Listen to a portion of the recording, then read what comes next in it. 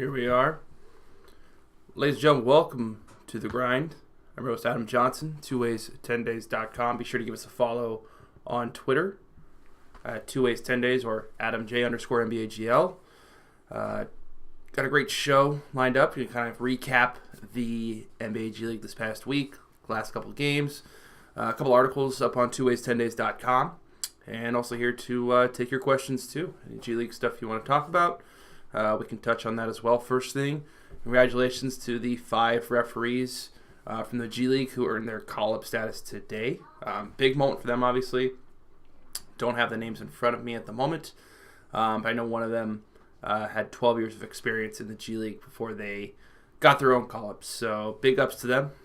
Always good to see some people promoted and, grind their way, no pun intended, to the next opportunity. So that's always a good thing. But we got a lot of great stuff coming up for you today. Namely, we kind of talk about the G League itself. Yeah, that's what we're here for, right? So, couple articles posted this week over on 2ways10days.com. The first one being, has the G League draft run its course? Put this together this past week. It seems like the last few years, it was kind of, I think it was 2015. I think there were 19 teams at that point, because I think it was the first year for the Raptors 905. If I'm not mistaken, not 100% sure that. I believe that was the first year of the 905. My info is correct. I think you saw maybe one or two players, maybe one player that was waived from the first round at that point. That was kind of a shock. What I remember, and I think it was the Raptors 905 player, if I'm not mistaken. Kind of fuzzy on the details, but I do remember that. And you fast forward to 3 years later, and you have nearly a dozen players from this year's draft waived in the first round. And you kind of talk about it here. The league is expanding, so you're going to need more players, but it's also the machinations that are put in place. The draft is the last piece of the puzzle, and it kind of has to be. There's no way to get around that, really. It's the way you build players and the way you build rosters and the way you assemble the talent. The draft has to be last because it coincides with players waived at NBA training camps that might want to jump on the G League bandwagon. So, it kind of goes like this. We've kind of talked about this before, but we can jump back on it again. You got your two-way players, returning players, affiliate players, tryout players, and the last piece, draft players. Of course, there's a lot of pieces in there, especially two-way players being added last season is another layer to the puzzle. And of course, that's more talent being pulled from potential draft that are being signed as two-way players. More teams means more affiliate players as well. So when we've added 8 teams in 3 years, well, you do the math, times 4 players per team that's up to 32 players, or, over a round of potential G League draft picks, perhaps. Affiliate players, that's what we just talked about. Returning players, that's another 3 or 4 players, but those rights are already established, so that makes sense. Tryout players, 3 to 4 players for most teams. There is some sort of rules and regulations, not regulations obviously, but there's machinations in place to what qualifies as a tryout player, and you start to see more teams use tryout players as a way to sort of bypass the draft. Guys that might have been draft eligible are now being picked up as tryout players. So, the goal with the NBA G League teams is to control as many factors as they can. So if they can control, all these things at the top. So you look at two-way players, returning players, affiliates, and tryouts. They have total control over that, more or less. They can dictate who is going to be their affiliate players, who's going to be the tryout players, the returning players. So you want to control as many variables as possible. So the one that you can't control really is the draft. You don't know who is going to be in the draft at that point, so you want to minimize the variables.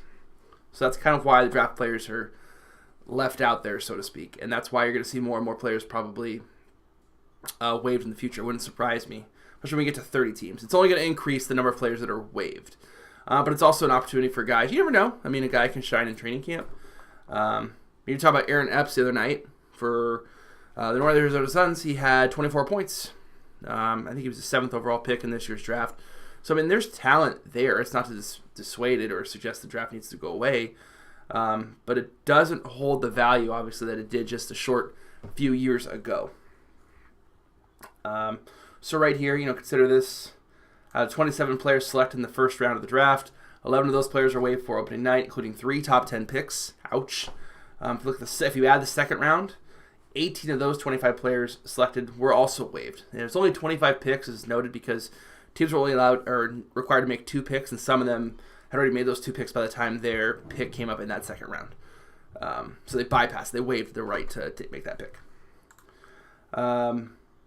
There's more there if you want to go into detail what we talked about at 2ways10days.com. Feel free to check that out. I'd really appreciate it. Yeah. We can kind of go back here. And also, today's article, you got to love that shot of Darius Morris. But for Santa Cruz and Sioux Falls, both undefeated teams. In fact, Sioux Falls is playing right now against the Oklahoma City Blue, and I had a chance to actually talk to head coach Nevada Smith just last night, in fact, about his team's success. And over the course of the regular season, I've spoken to Aaron Miles a few times as well and kind of engaged him on what's different about this team compared to last year. And it's hard to compare teams, right? Because it's not the same exact players. So players are going to gel differently. There's different experience levels, that sort of thing. So you kind of have to compartmentalize it when you try and compare teams. You can't compare them directly, but you can say about the general experience with the team. I don't think it's really fair to those players of that team before. But you kind of have to. You do have. I mean, you can't go without comparing them, obviously, because there's differences for each team. But you need to understand, though, it's not the same exact players. So when you ask them what's different about last year, some of them don't know how to relate to that. So you kind of have to figure out, if a guy like Darius Morris, for example, I can ask him, he's played on different G League teams, notably the RGV Vipers, and I'm, asking him how is that experience perhaps different from that of, the Santa Cruz Warriors, or if there is similarities. And, one of the things he said, find it here, right here with Darius Morris, quote, the last team I did this with, following on right here, the last team I did this with, the RGV Vipers, we gelled right out the gate. Schultz91 is now following. Thank you so much. Appreciate it. I think that's Cole Shelton, if I'm not mistaken. Love you, buddy. We gelled right out the gate and ended up going to the championship, Morris said, who was second in the team in scoring with just over 20 points per game behind two-way player Damian Lee. Quote, so if we can keep the same mindset of being hungry and continuing to get better, you'll see that we'll be able to clean up a lot of mistakes. We're trying to improve. We're far off from where we can be, and they are 5-0 heading into tomorrow's game with the South Bay Lakers. South Bay Lakers are playing right now, in fact, against the Salt Lake City Stars. They are up 26-20 right now, but don't change the stream tab at the moment. A lot of it has to do with chemistry, how guys can gel right out the gate. There's a quote here from head coach Nevada Smith of the Sioux Falls Skyforce, who's also playing right now in a battle of undefeated titans, the Sioux Falls Skyforce and the Oklahoma City Blue. Skyforce are up 70-59 with 9:42 left in the third. Right here, Nevada Smith says, I kind of asked him, what's not different. Again, I'm trying to frame this appropriately. What's not different about the team, but what are you seeing out of these guys? He says, quote, I think more than anything, the camaraderie of our guys either coming back or spending time in Miami, I think that's been huge for the chemistry on the court. Quote, I think that's the toughest thing you fight early in the season. It's not Nevada's first season, obviously. He's spent 2 years in RGV. I believe this is his third year in Sioux Falls. So, half decade around the league. He's got some credence to what he's saying there. So he can compare it to other teams as well. So he's had success of his own too. So he knows what it takes. And just, you got to understand with the G League, you're not, like I mentioned before, it's not the same guys every season. You have some guys who are in training camp with NBA, maybe those 3 or 4 guys, the affiliate players, have a little bit of experience together and they kind of gel in camp. But realistically, training camp for the G League is 2 weeks. So you're not afforded that luxury of months and months of preparation, whether it's the off season like the NBA or just a full month-long training camp. You got 2 weeks, you hit the ground running, and that's it. And if you're not practicing, you're traveling, you're getting commercial flights. Maybe not the greatest amenities, but it's part of the league. It's everyone's got to go through it essentially. So it's not to say one's worse than the other, but it's all part of the plan. So, and then Coach Aaron Miles as well has mentioned the same sort of similarity. Quote, everybody is enjoying each other's success, whether they're in the game or not, Miles said. Quote, that's something we talk about. One day it's going to be one player. The next day it's going to be somebody else or one group. Just being ready for that opportunity, but cheering for everybody else when it's their turn. So they've had games from Darius Morris. Kendrick Nunn has stepped up off the bench recently with the absence of Damian Lee. And then Damian Lee, obviously, gets his. Marcus Derrickson as well. They've got scores. They've got the potential. But celebrating success is what's important. That's kind of been preached to me as well over the years covering the G League, is that, team success is everyone's success. And that, if the team does well, you're going to get more eyeballs on you as a team, whether that's scouts or opportunities in the offseason to go overseas. People are going to take a look at you. So if the team does well, that can benefit you in the future, whether that's in the NBA, the G League, or other prospects following year. So there's a lot to talk about here. And one of the things Coach Smith mentioned too is fact, Rodney Purvis is mentioned here. He averaged 40 minutes per game last year. He's averaging fewer than 30 minutes per game, yet his shooting percentage have increased. So you can see maybe there's less of a weight on him or a burden on him to put the offensive output out. Shot 42% from the field. Now he's up to 48%. His 3-point... I need to step on this, though, because this is kind of key for Rodney Purvis early, at least. Let me scroll down here so you can see it. His 3-point shooting is up big time from 39.3% to 46.2%, almost 7%. And the key thing there is it's the same number of attempts, right? So he's taking the same amount of shots. So, you could argue if he's taking fewer, that's not going to project properly. But he's taking the same amount of attempts per game, 7.8 is what he's up to. So, you can see there's a drastic difference there, whatever he worked on in the offseason, whether he feels more comfortable in the offensive-minded schemes with Coach Smith. And again, it's 6 games in, 7 games in, just 7 games, dang. It's going by really quick. It's kind of crazy to think they're already 7 games in. It's funny because some teams, when you look at their schedule, I think they've only had like 3, maybe 4 games. Here's Sioux Falls playing 7 games already. Kind of crazy. But all evens out in the end. Certainly always evens out in the end. So, take a look at the scores around the league here. Raptors 905 with the 108-104 victory over the Maine Red Claws. That's kind of a big deal. Maine assigned they signed Robert Williams, Gershon Yabusele, and I think Brad Wanamaker for this game. And Raptors still pulled it out. Red Claws said that this is the first time in team history that all 5 starters were under contract by Boston Celtics. I believe Walt Lemon and PJ Dozier, were starters as well. So he had a whole starting 5 of Celtics, and they still couldn't do it. 1, 2, 3, 4, 5, 6, 7, 8, 9, 10. Well, obviously, you've got some issues here with either injuries or inactivity. Maybe that's why they assigned 3 guys. If you have 10 guys here, if you didn't have those 3 assignments, you'd be down to 7 players. Wouldn't give you much of a chance. So that part makes sense. Let's check in on Chris Boucher. See how he did today. 32 points, another 30-point game from him.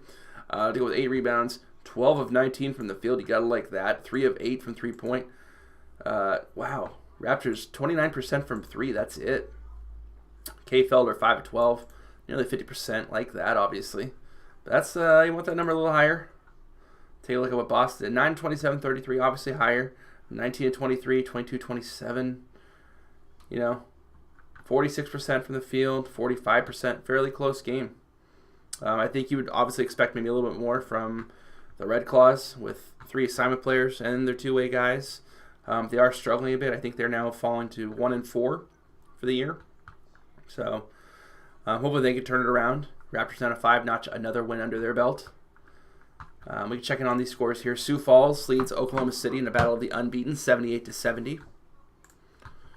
So we can check that out right here. Yante Maton, probably got to be one of the top prospects or two-way players this season so far. 19 points on 6 of 12 in just 22 minutes. You got to like that, certainly. Rodney Purvis up to 17 points. 5 of 11 from 3. He's getting it going. We were talking about that earlier about his three-point percentage. This is proof in the pudding is right here. 11 points for Rafael Putney, who I spoke to as well for that article. Check it out, twoways10days.com. 2 for 6 from 3. He's a guy that I'm really interested in this season. I think he's going to have a great year for the Skyforce and possibly earn an NBA call-up. Coach Nevada Smith did say he wants Putney to attempt at least 10 3-pointers per game. So that's a number to watch.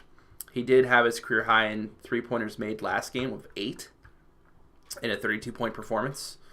And then you got Briante Weber and DeAndre Liggins, 12 and 10 points apiece. Speaking of defense, Canton Charge lost their game yesterday, and they had a record 22 steals. That's got to be tough when you put out a defensive performance like that and end up with the loss. That's got to be rough. And I'm checking in Oklahoma City Blue. Oklahoma City Blue, they go against the grain, I feel like. Let me try and pull this up real quick here. I want to get some numbers up so I don't look like I'm speaking out of turn here. Let's grab these stats here, shall we? Teams. Let's grab these stats. Team stats. Whoops. Traditional stats. Let's go advance.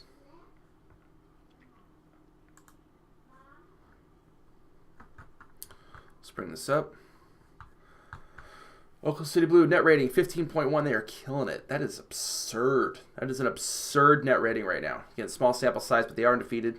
Pace 109.25. They are playing with one of the fastest paces in the league, which is unconventional for Oklahoma City.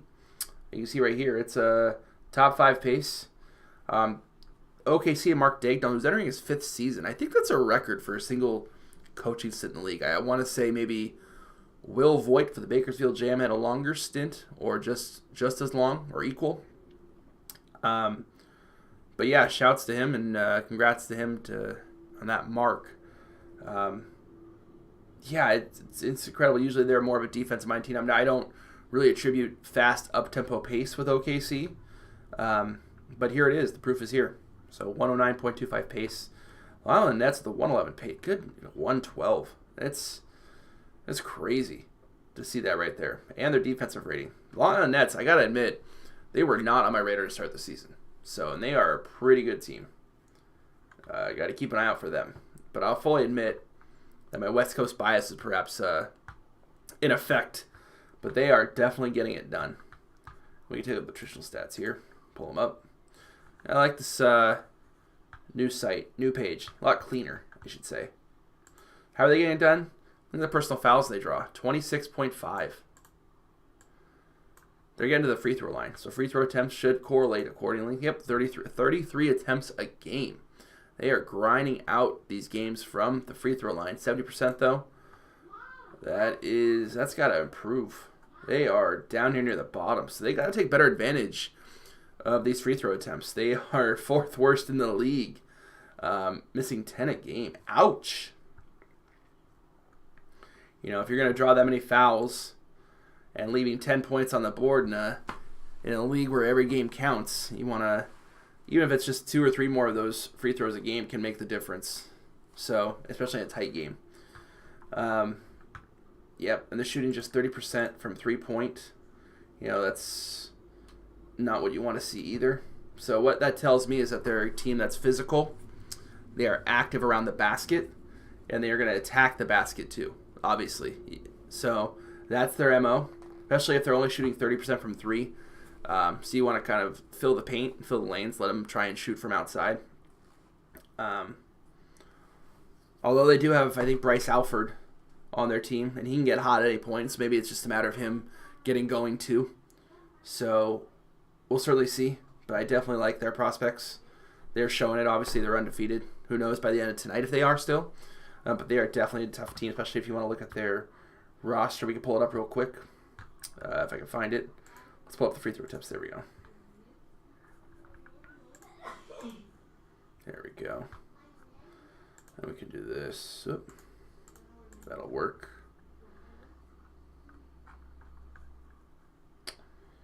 Still trying to navigate this. Roster.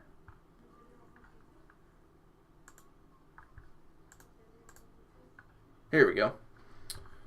So, I mean, you're looking at some of these guys. This lineup is huge. So, you've got a lot of bigs. Chris Wright, 6'8". Dante Grantham, 6'8". Justin Leon, 6'8". Kevin Hervey, 6'9". And a pair of 6'10s. They are big, big fellas in this game.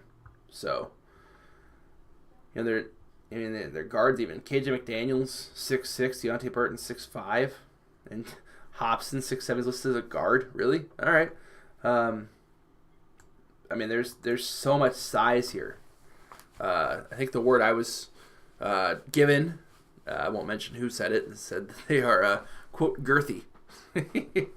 So definitely a lot of thickness there with the OKC Blue. So they're a team that's going to physically punish you. Maybe you live and die by the three. I guess that's one option. But you're going to have to be physical back if you want to beat them. And they've shown they can keep up with pace too. So don't try and run them off the floor. This is completely deceptive. If you look at this and just assume, oh, they're filled with a bunch of bigs, they can't, get up and down the floor. That's a total misconception. These guys have one of the fastest paces in the league too. So you need to be aware of that as well. So running them up and down the court is going to matter for this team. So that's the key thing here is they are big, they are long, and they are running. So props to all their conditioning, I guess. Come on back here. Checking on the next ones. I gotta say, my few experiences with ESPN Plus have been positive. It is a bit of a change, obviously paying for a service to watch G League games. Not gonna lie, but it is only $5 a month. It's $50 for the year if you do like ESPN Plus. I'm not trying to shill them or anything, but you only have to use it for the 5-6 months for the G League season if that's just for you. So $25-$30 isn't too bad, especially for the quality of the broadcast, right? I think there's been a lot of contention as far as the quality of the G League broadcast over the years, and this is one way to kind of compromise it. You want to pay for the service. More games, obviously. It's only for Tuesday, Wednesday, Thursday games. You get 3 or 4 of those a night, so I think that's a pretty good trade-off for $5 a month. You get 12 days of games. 3 or 4 games. It's between 36, 48 games. You break it down like that. Yeah, there's value there. It might not seem like that on the surface, but the trade-off to having a quality broadcast, you can sit and watch it on your big screen TV. I think that's definitely worth it, to say the least. So I applaud the league for going this route. It obviously adds more legitimacy to the league itself too. But I'm really hoping they bring Twitch back on board so I can co-stream as well. There's no official plans on that yet. Haven't heard they won't be doing it. I would assume that someone might have tapped me on the shoulder like, yeah, we're not going that route. But again, just like last year, they announced Twitch mid-season, just like they did announce the partnership with 11 Sports last year too. So it's pretty fluid conversations for these games. I assume that since Tuesday, Wednesday, Thursday is blocked off for ESPN Plus, those games wouldn't be available for streaming. We'll see. We'll certainly see. Maybe they will be. Who knows?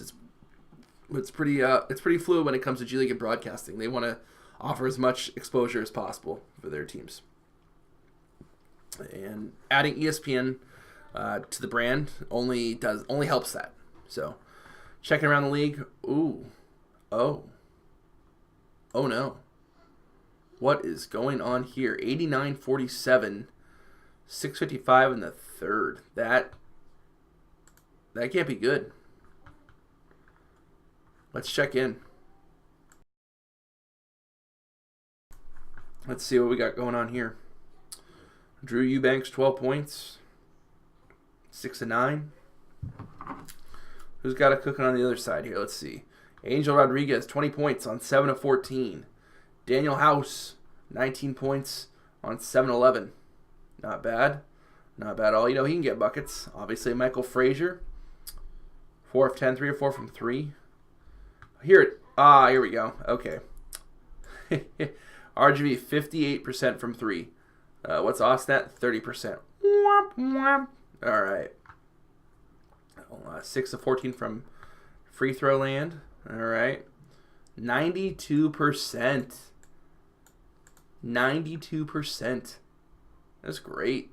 I mean, near perfect. You know, add those two factors up, and that's a good reason why they're up by, let's take a look here. Let's some math. 42 points.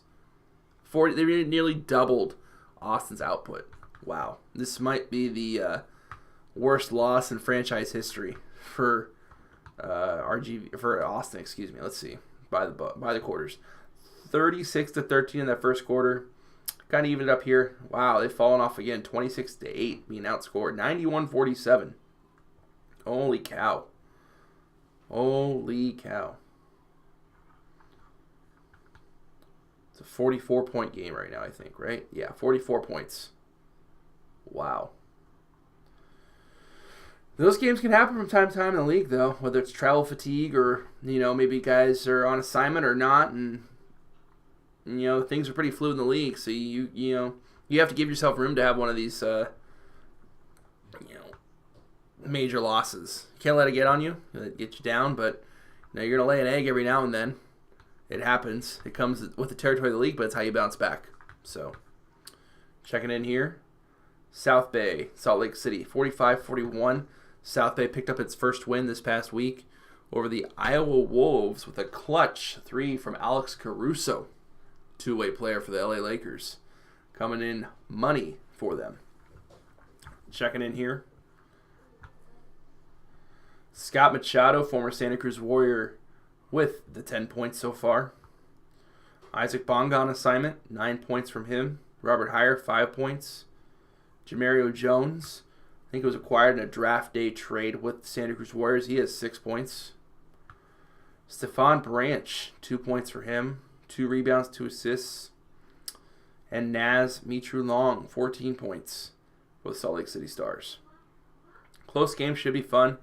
Santa Cruz Warriors do play the South Bay Lakers tomorrow in the second game of a back-to-back for South Bay. Can the Warriors continue their undefeated streak? They certainly have the advantage with South Bay coming in, having played the night before. So we'll see. 45-45, now all tied up. That's going to be a tight game to watch. Very close. Let's check on Willie Reed. 6 points, 11 minutes. Playing minimal. Not sure. It is only second quarter, though. Thought it was later, obviously, so that makes sense. He's got to get it going, too. Those are the guy of his caliber. 3 for 3. Surprised he's not getting more buckets, more opportunities. You got to feed him a little bit more. Tony Bradley on assignment. 2 points. 10 minutes. Gotta love that. Yeah. Checking in around the league, too.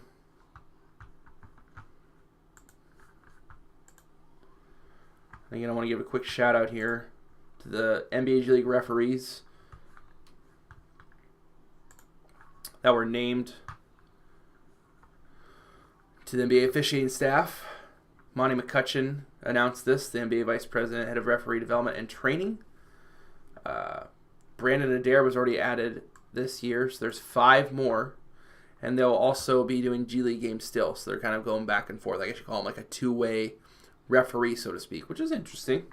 I wonder if that's conventional or if that's out of necessity. You know, obviously adding more referees means it lightens the load for the existing ones. So maybe that's the ultimate goal here.